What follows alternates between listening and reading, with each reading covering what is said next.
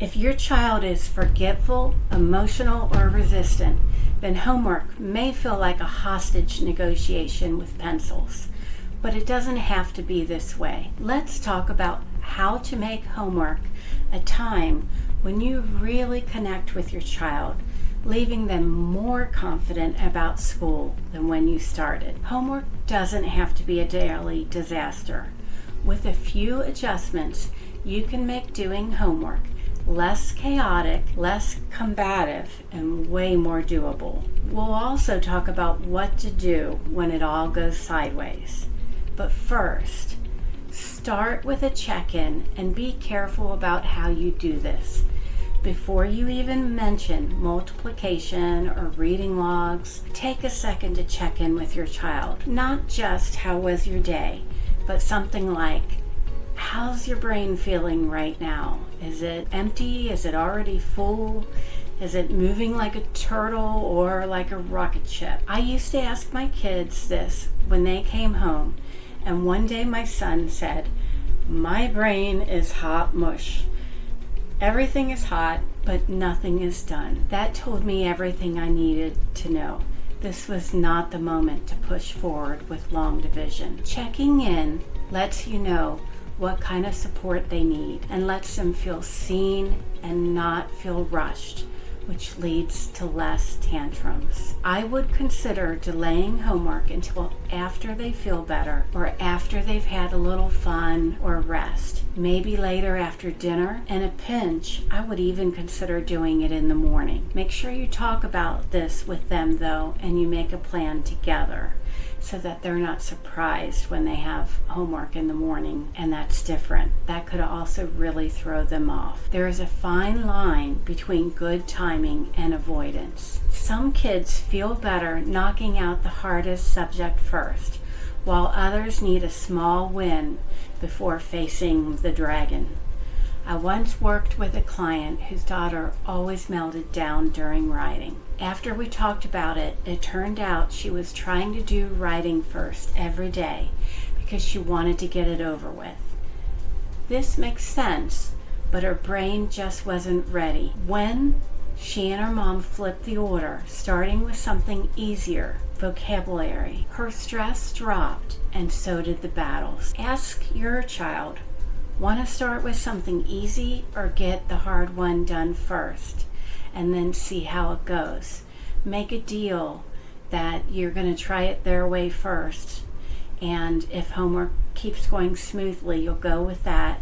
If not, then you'll try one of your ideas. Just giving them a tiny bit of control can often shift their whole attitude.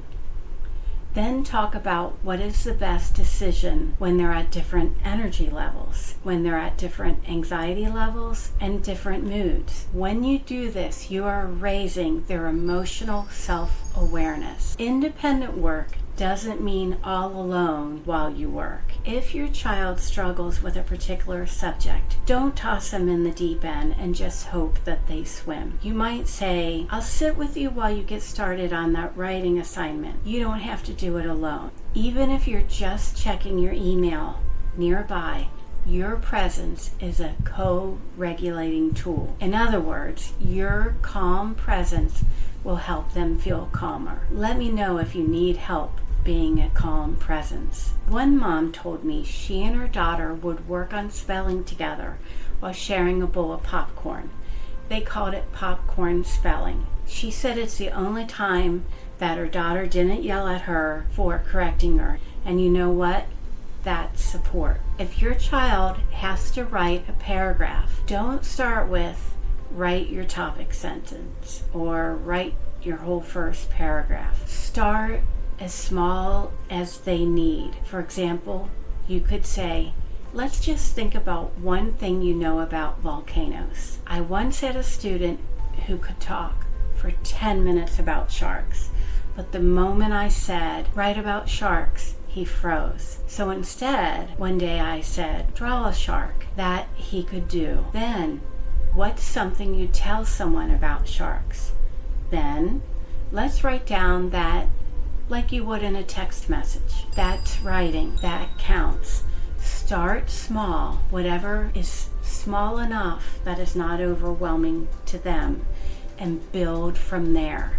Imagine running a mile and then immediately being told, okay, now sprint uphill. That's what back-to-back hard things feel like. Try instead following a hard subject with an easier one. If math is a tough subject for your child, follow that with a subject that they really like, or even just a snack break. Another family I worked with kept a playlist that they called victory dances after finishing something hard or something that their child really didn't want to do. They would pick a song, hit play, and dance around the kitchen for 2 minutes. This became the highlight of their homework routine, much better than yelling and crying. Another idea is to use a visual timer and let your child help set it. Ask your child, how long do you think you can focus on this before needing a break? You might need to give them a range, maybe 10 to 20 minutes, and let them pick. If they are in early elementary or primary school, this might need to be as short as even 3 to 5 minutes, especially if what they're doing is intimidating. Remember, we want to make those tasks as small as possible. Then set a visual timer so they can see time passing. I had a mom tell me once that her son picked 12 minutes for his writing time, which was very specific. But then he proudly shouted, "I beat the clock," when he finished early. Kids love anything that's a contest or a race.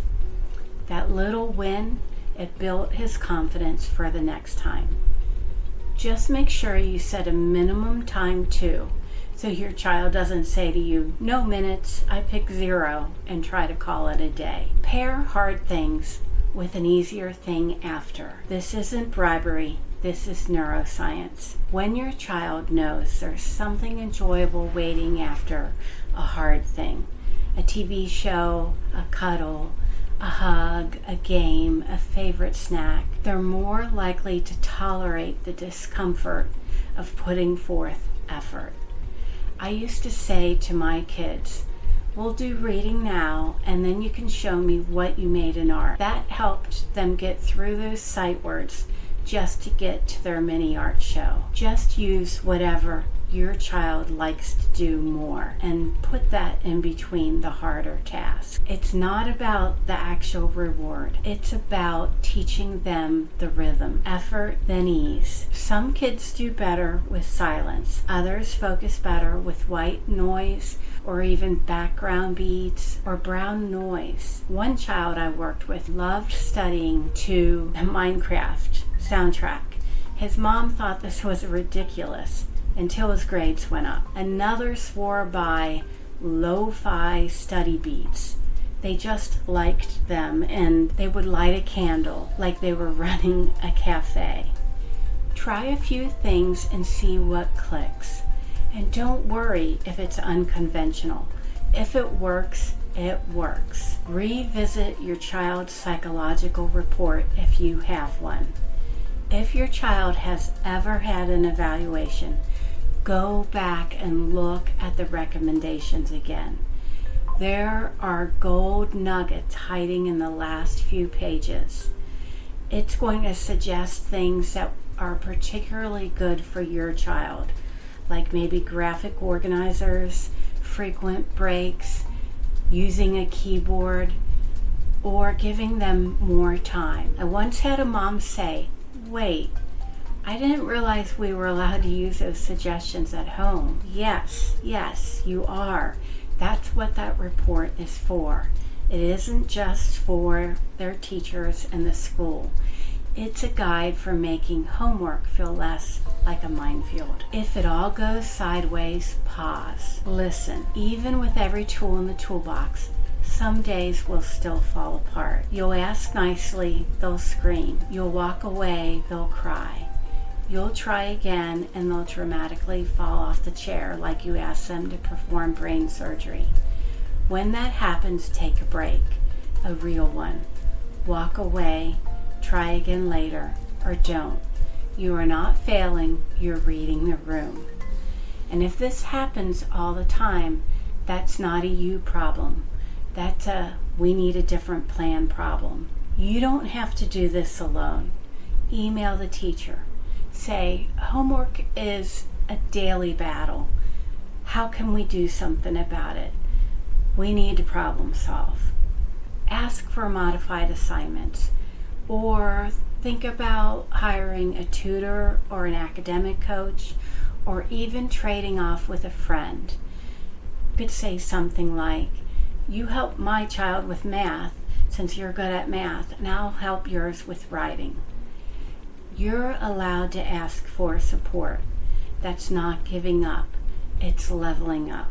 The best parents do this all the time, and you're already doing so much. The fact that you're here watching this video means you care, and caring enough to try something different, that makes you a really, really good parent. Remember, school success isn't a character trait, it's a skill we can learn. And parenting isn't about perfection or something we just know naturally either. But it is about progress, connecting with our child, and showing up, even on the messy, hard days. But doing your homework isn't much help if you forget to turn it in. Does your child need help with getting prepared, being prepared, and organization at school? Watch school routines for successful students for how to help your child be successful at school, even if they are smart but scattered.